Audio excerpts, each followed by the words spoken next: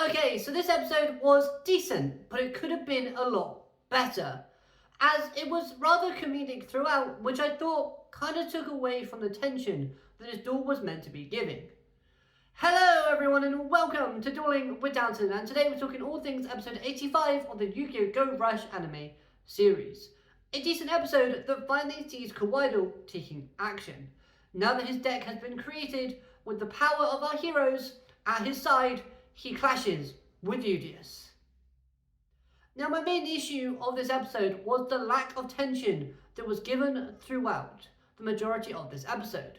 You could tell from the start that Kuidal was going to win and that Yudias was outmatched, because the whole tone and vibe of the show was just off. Now, this works both as a positive and as a negative. Now, the negative is that you couldn't really take this duel seriously, as you were laughing at the ridiculous t-shirts that our heroes were wearing because they were uncool, unstylish, and yes, it was funny seeing a t-shirt stretched over a cardboard box. As a side note, the fusion pose was funny with Yugioh and Yuhi together.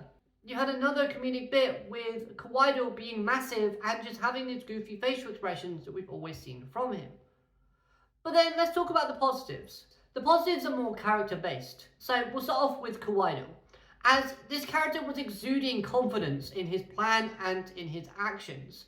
And this was seen and shown through him being goofy, from him being very chilled and relaxed and very laid back. He never seemed like he was in any sort of danger when facing Yudias. Again, we as the audience could see, and so could Kuidal, see that his victory was certain. And yes, it took the tension out of the duel, but it did add a layer of confidence to his character. Now, if you were to twist that with Yudias' character, you have a hero who is dueling with a lot of rage and emotion. Those are things that were ultimately his downfall. And now you have a hero in Yudias who is very low on confidence and self-belief.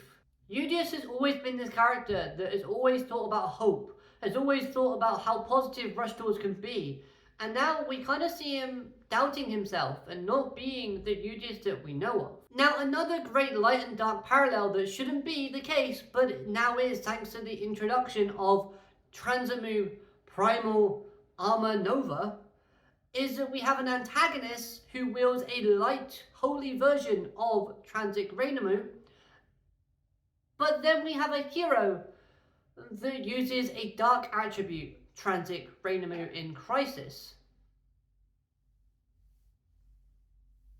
Now, while on the topic of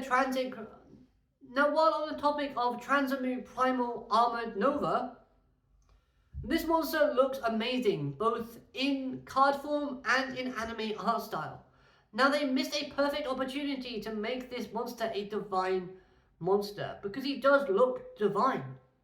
And this monster having the divine attribute, as well as being Kuidal's ace monster, would fit perfectly with Kuidal's seemingly god complex that he has. So yeah, they really dropped the ball on that one.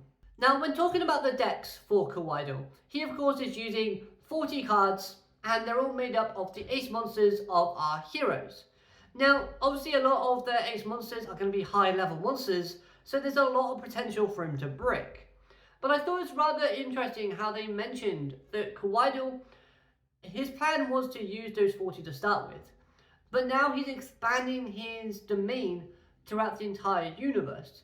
Therefore, he could choose to use those 40 characters in his deck, or he could use 40 other characters in his deck and mix and match to the point where his deck can be different at any given time. Now, I like this because it does give that unpredictability in his next duel, and it means that he can't really strategize against it, because what if we have new characters that come into play and their ace monsters are something completely different? And it doesn't just mean monsters, it could be spells or trap cards as well. Like we saw in this one, he chose to use Asaka's field spell that allows people to summon high level monsters without tributing, which was really helpful and situational for Kuidal's deck because all of his monsters were high level. Right, let's return to Yudias, because where does Yudias go from here? Well, firstly, he'll need to rebuild his confidence and overcome his fears and defeat. Now, I like seeing him attack Kuidal even after Yuhi said it's fine to damage them. But it was only a Tremolo type character that Yudias managed to actually inflict physical damage to. And we haven't seen those two characters be super close. So this doesn't really affect Yudias that much in the grand scheme of things. Now, I like to see a situation where there's no other opportunity or situation where Yudias can attack anyone other than an Park type of character, a Yuumu or a Yuhi character, and see if he'll actually go through with it. Because I honestly don't think he will, which is why I feel like Yuhi or someone else will have to get the win ultimately over Kuidal. And this dilemma is great, as it gets us as the viewers to think and guess as to the direction of what Yudias' character is going to go through. Will he actually go through and duel Kuidal again and hurt his friends, and thus become more like Kuidal, and allowing himself to become vulnerable to being possessed again?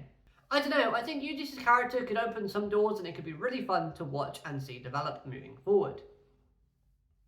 So overall, this episode does open up a lot of possibilities and potential for character growth, while at the same time, I hope whatever happens next is a bit more intense with the style of tone and presentation that it gives off.